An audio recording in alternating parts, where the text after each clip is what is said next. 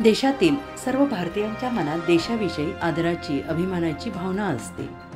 ज्या ज्या वेळेस असा काही प्रसंग, निमित्त येतं त्या त्यावेळेस या भावना ओसंडून वाहतात. असाच अनुभवायला मिळाला आणि मिळत देखील असतो.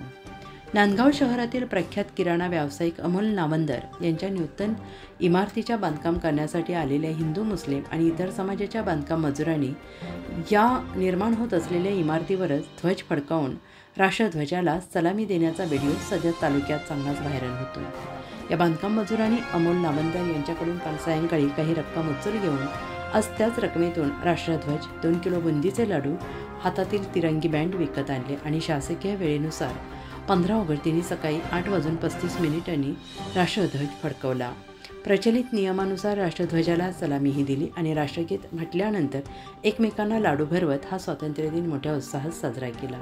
याची चर्चा मात्र संपूर्ण तालुकाभरात झालेली आहे. उत्तर महाराष्ट्र न्यूज नेटवर्कसाठी प्रज्ञानंद जाधव, नांदगाव तालुका.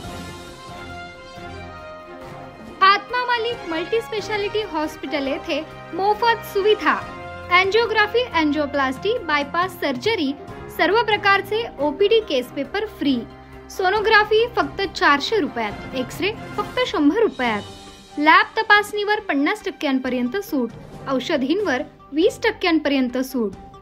अधिक माहितीसाठी संपर्क 90 90 91 91 96 तसेच 7304 75 56 55.